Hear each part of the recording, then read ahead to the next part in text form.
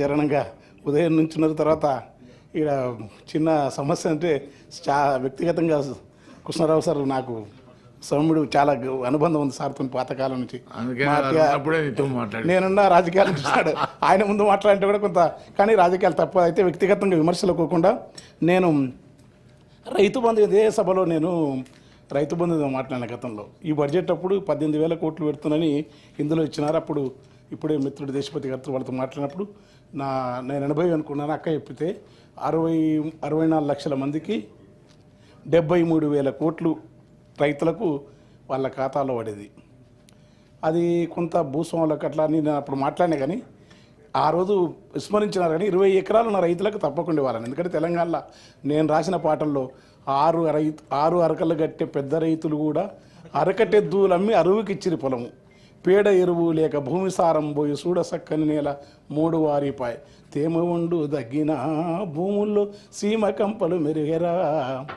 వయ్యారి బామొచ్చి వరి మల్లె మొలిసింది లొట్ట పీసు చెట్లు గెట్టున వెరిగినవి తరి పొలము దగ్గింది బెరికలము మిగిలింది సెలకంత మురమయ్యి గొలుకయ్యింది కలమంద జమ్ముళ్ళురా తెలంగాణ కరువుకు గుర్తాయరా. గుక్కిచ్చి బోరు దుంకుతుంటే ఒక్కటన్నా మడి సిక్కగా దడవదు వంకాయ తోటేసి నొట్టి పోయిందిరా మిరపనాటు కుంటె వరుపైనాదిరా నాసుపచ్చని బావులా తెలంగాణ నా పరాళ్ళు దేలేరా. కంటే కానుపు కొరకు సస్తె బొంద కొరకు ఉలస పోయిన జనము వచ్చిపోతుంటారు. సావు పుట్టుకల మధ్య తప్పని పెళ్ళికి ఇండ్ల సున్నాలేసి ఎగురంగ చేసేరు. పెళ్ళి వెళ్ళిన నెలకురా ఇండ్లన్నీ పెంట కుప్పాలైతవి. దగ్గు దమ్ము టీబీ కక్కుడా బేదులతో 30 ఏళ్ళక ఈడ ముసలితనం వస్తుంది. నెలకు 3కు పైగా పీనుగలు లేవంగా పల్లె చుట్టూ పాడే కట్టెలు బూడిదాయే. ఇల్లు శోకాలతో తెలంగాణ తెల్లారిపోతుందిరా. అలాంటి ఉద్యమాన్ని కేసీఆర్, జయశంకర్, కోదండరామ్ సార్ మొదలుకొని తెలంగాణ మహాసభ అవన్నీ ఇప్పుడున్న సార్ కూడా మంత్రి పదవి మనతో కలిసి పనిచేసినాడు. అనేక మంది కవులు. అది వచ్చిన తర్వాత ఆ రైతాంగం ఏ తీరుగా అంటే మొక్కొస్తుంది కాదు.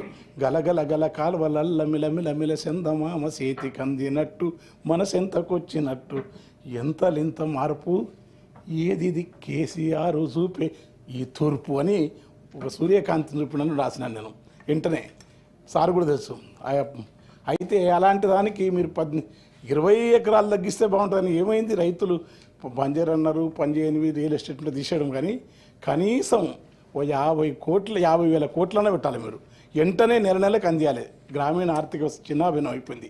రైతుల దగ్గర పైసలు ఉంటే రైతులు పెట్టుబడులు పెడితే వ్యవసాయం వచ్చేది. మిమ్మల్ని దేవుళ్ళు అనిపోరు సారు పథకాన్ని. ఎందుకంటే మీరు ఫస్ట్ ఏం రాసినారు? బాబాసాహెబ్ అంబేద్కర్ మాట చెప్పినారు. రాజకీయ సామాజిక ఆర్థిక న్యాయం అమలు చేసే పటిష్టమైన ప్రజాస్వామ్య దేశంగా చూడాలనుకోవడం. అందుకే రాజ్యాంగ నైతికత ఆయన పదే నొక్కి చెప్పాడని రాసినారు ఆర్థిక మంత్రి గారు. రాజ్యాంగ నిర్మాత సూచించిన నైతిక విలువలను సరిగా పాటిస్తూ మా ప్రజాపాలన. శ్యాంప్రసాద్ ముఖర్జీ జనసంఘు, అంబేద్కర్ ఏమో ఆ రోజులో రిపబ్లికన్ పార్టీ. ఇద్దరు భిన్న భావజాలాలు ఉన్న వాళ్ళు. ఎందుకంటే నెహ్రూ గురించి కూడా చాలాసార్లు కాంగ్రెస్ వాళ్ళు చెప్తుంటున్న న్యాయం కూడా.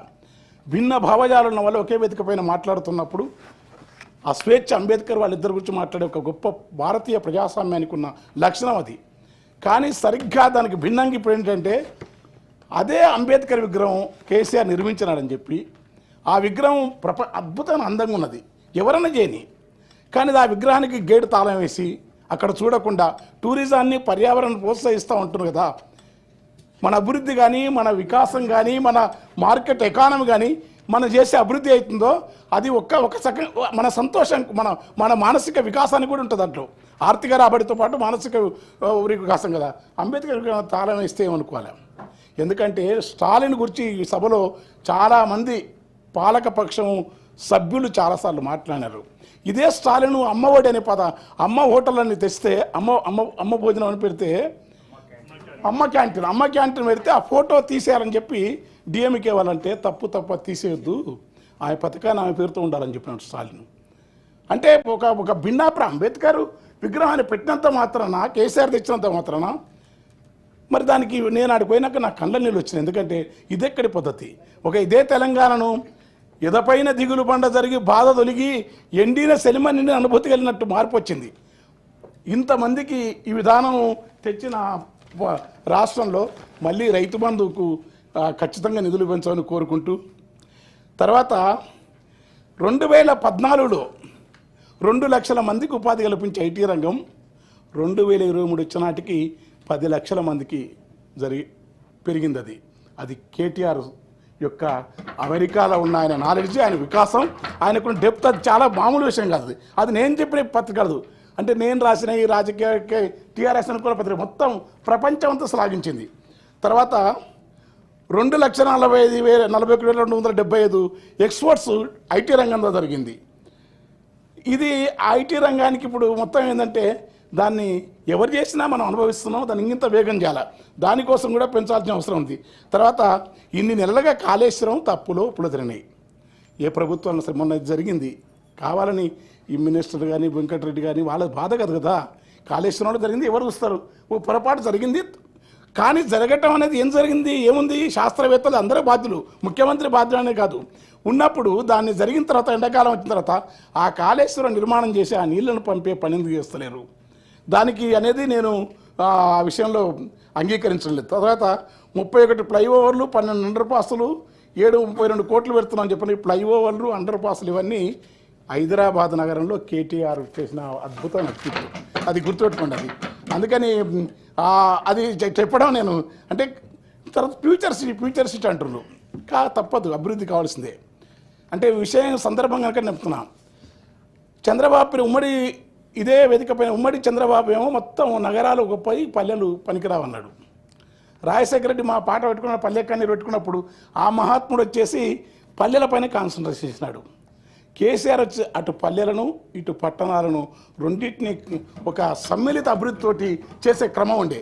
ఇప్పుడు ఫ్యూచర్ సిటీ అనే పేరుతోని ఒక ప్రాంతంలో పొల్యూషన్ లేకుండా వజీర్ సుల్తాన్ అనే విఎస్టీ కంపెనీ ఎప్పుడైతే నిజాం కాలనాటి కంపెనీ ఈ నగరం అంతా పాడైతుందని చెప్పి అక్కడెక్కడో రామ్నగర్ దగ్గర చౌరస్తా ఆ దూరంలో ఆ మూసి దానికి దగ్గర పెట్టి దాన్ని ఒక షెడ్ అక్కడ వరకే ఉండాలనుకున్నాడు. తర్వాత ఉప్పలు విస్తరించింది, తర్వాత పటాన్.